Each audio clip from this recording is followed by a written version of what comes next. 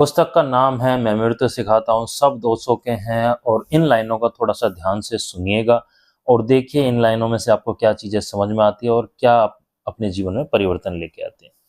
मैंने सुना है एक पड़ोस में एक साधु है, सामने एक वेश्या है, वे दोनों मरे हैं एक ही दिन। वेश्या स्वर्ग की तरफ जा रही है, साधु नर्क की तरफ जा रहा है और वे जो उन्हें लेने आए हैं यमदूत वे बड़े हैरान हैं और आपस में यमदूत पूछते हैं कि क्या गड़बड़ हो गई है? कुछ भूल तो नहीं हो गई क्योंकि इस साधु को तो हम नर्क ले जा रहे हैं। यह साधु साधु था। तो उनमें से जो जानता था वह कहता है कि वह साधु जरूर था लेकिन वैश्या के प्रति निरंतर ईर्ष्या से भरा रहता था।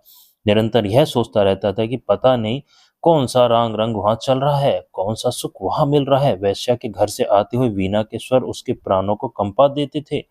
वैश्या के घर से बजते हुए घुंघरू की आवाज इतने आंदोलित कर देती थी कि जितना वैश्या के सामने बैठे हुए लोग आंदोलित नहीं होते थे। उनका उसका चित्त वहीं लगा रहता था। वह भगवान की पूजा भी करता था तो भी उसके हाथ वैश्या की तरफ ही जुड़े रहते थे और वह वैश्या निरंतर सोचती रहती कि साधु न मालूम किस आंतरिक सुख में जी रहा है। मैं कैसी गर्त में पड़ी हुई हूँ, मैं न मालूम कैसे दुख में पड़ गई हूँ। और जब वह साधु को सुबह पूजा के फूल लिए हुए जाते देखती थी तो सोचती थी कब ऐसा संभव होगा कि मैं भी प्रभु के मंदिर में पूजा के फूल ले जाने के योग्य हो जाऊंगी। लेकिन मैं तो इतनी अपवित्र हूँ कि मंदिर में जाने का साहस भी नहीं जुटा सकती हूँ।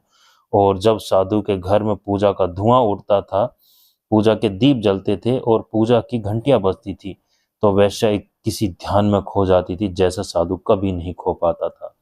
और ऐसा उल्टा होता रहा और वैश्या ने निरंतर अर्जन कर लिया था साधु होने का और साधु ने अर्जन कर लिया था वैश्या होने का। उनकी यात्रा जो बिल्कुल विपरीत थी, बिल्कुल विपरीत हो गई थी। जो बिल्कुल उल्टी मालूम होती थी वह बिल्कुल बदल गई थी। अक्सर ऐसा होता है, इसके होने के नियम हैं। तो देखिए इन लाइनों में से आपको क्या समझ में आता है और अपने जीवन में क्या परिवर्तन लेके आता है।